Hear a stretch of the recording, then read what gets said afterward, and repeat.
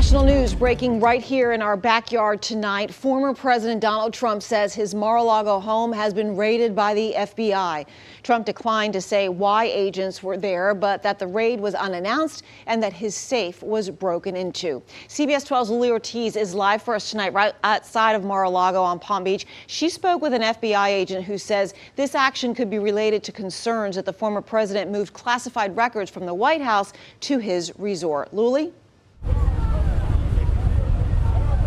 Well, Liz, I do want to point out that we did see a large police presence in and around the former president's Mar-a-Lago estate, also being closely watched by a group of Trump supporters. They had been here for hours, just lining up Southern Boulevard, many of them waving flags. They're blasting music from their vehicles in support of the former president after this raid.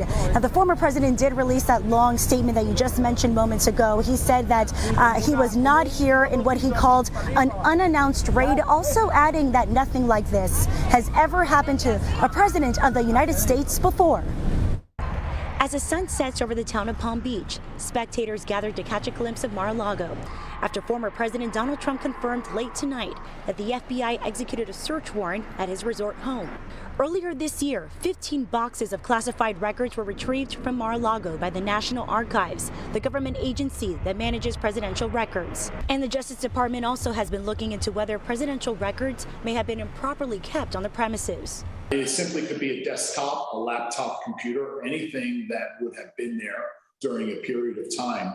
Stuart Kaplan is a former FBI agent living in Palm Beach County. He says Mar-a-Lago has been designated as a second White House, where Trump conducted his presidential duties many times. Which would require, a sensitive facility to have been erected with respect to being able to have debriefings, meet foreign dignitaries, or to have classified meetings. I think the question is whether or not any of those classified memos or reports, anything that may have been in his possession, whether or not that was properly returned to those who had the right authority to take that after the presidency. Kaplan says this search warrant will require the sign-off of a federal judge based on evidence of a potential crime.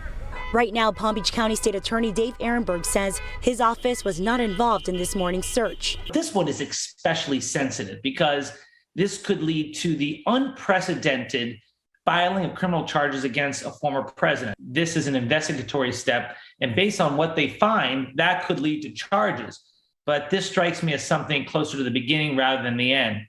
Meantime, questions are also being asked as to whether the FBI raid timing is in any way related to the intensified January 6th investigation. The Department of Justice would have litigated issues of executive privilege, and right now they're just starting to do that. That's all why I think that people who think Donald Trump is about to be indicted should reset their timetable.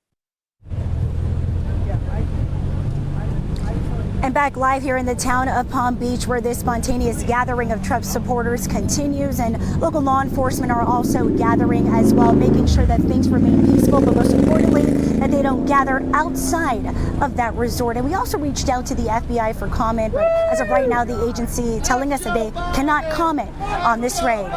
In Palm Beach, Lily Ortiz, CBS 12 News. We know former President Trump was not at his home in Mar-a-Lago when the raid took place. He was in New York at Trump Tower. He is making his way back to Florida now. Governor Ron DeSantis criticizing the FBI's raid of Donald Trump's Mar-a-Lago home, calling it something that happens in a, quote, banana republic. The governor took to Twitter saying, quote, the raid of Mal is another escalation in the weaponization of federal agencies against the regime's political opponents, while people like Hunter Biden get treated with kid gloves. CBS 12 News will continue to update you on any new information. Just go to our website, cbs12.com.